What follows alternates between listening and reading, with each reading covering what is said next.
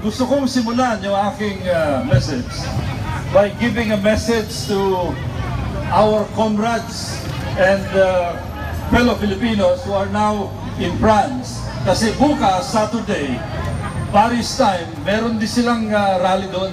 At humigay sila ng special message. Kaya siguro, pagkabasa ko ng message ko, lakasan natin yung ingay para marinig tayo, hindi lamang ng China, kundi marinig tayo ng buong mundo, lalo na doon sa France, okay? Kaya sa mga kababayan natin na nasa France, binabati ko kayo na miyembro ng Maharlika France with Committee General des Associations Philippines and France. Ang hirap i-pronounce yan. CGAPF, doon sa Paris. Mabuhay kayong lahat. I would like to greet you. I would like to congratulate you for being so nationalistic and being patriotic. Magkasama tayo, and I'd like to thank you for being one with us in solidarity with our movement against China. Mag-ingay tayo, laban sa China!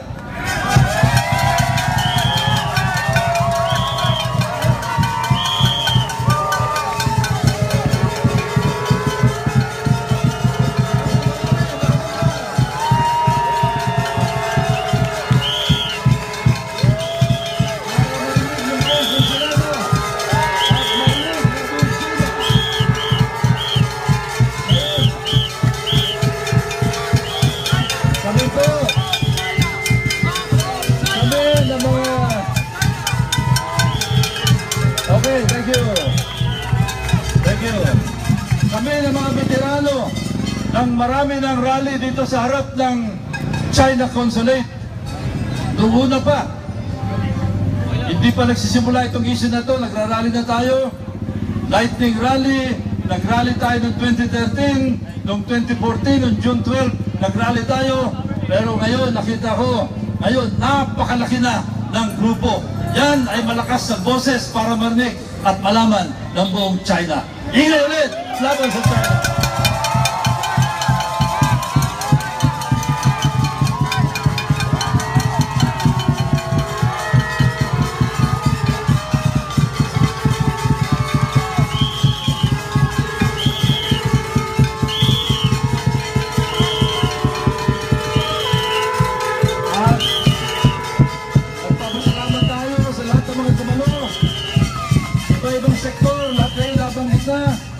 Magbabanggit ang pangalan.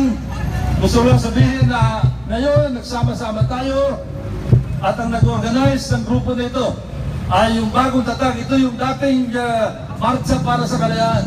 Pero ginawa namin formal na.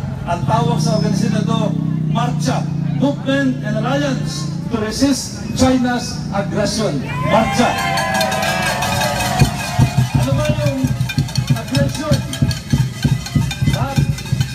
Ibang klaseng aggression. Ang talagang alam natin, territorial aggression. Yan, kinuha na nila Mississippi, kinuha na Scarborough Shoal, at ako'y nangangamba. Nararamdaman ko, gigil na sila, naglalaway na sila, nakunin ang recto bank. Huwag niyong gagawin yan, China, sapagkat magkakagulo tayo ng gusto.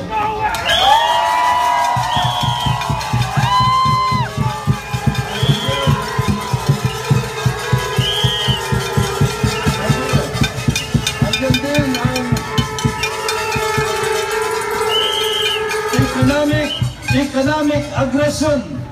Anong ginagawa nila? Nagdadump sila. Nagbabagsak ng mga mura at walang kakwenta-kwentang mga produkto dito sa Pilipinas. Marami nabibiktima dyan. Ang industriya natin nasisira. Kaya huwag nating tangkilikan yung mga produkto na yan. Iwasan natin kung pwede. Boycott China products! Boycott!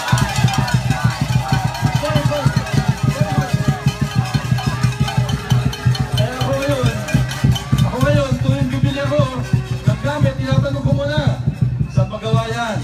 Pag sinabing made in China, sorry, ayoko niyan. Yung malapit na magpasko, yung mga Christmas lights, made in China, ang dami ng bahay na nasunog. Dahil lang sa mga Christmas lights na yan, made in China. Kaya boycott China products.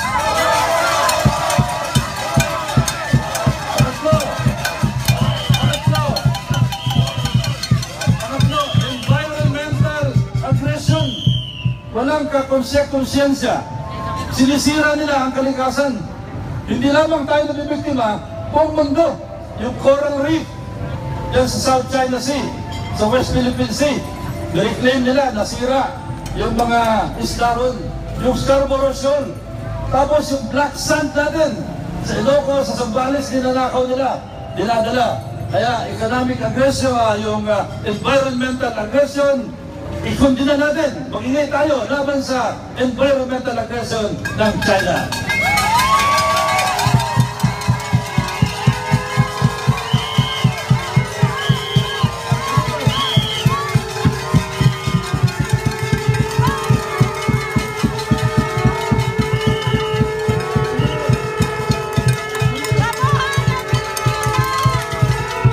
Social aggression. Ano ba yung social aggression? Sinisira yung social fabric ng ating bansa. Paano? Alam niyo ba na halos lahat ng droga, illegal drugs, shabu, galing sa mainland China. Maraming generals doon kumikita. Pagkatapos sinisira pa tayo nito. Kaya sabihin natin sa China, itigil nyo na yung pagdala ng illegal drugs dito sa Pilipinas. Tama na yan! Tama na yan, China.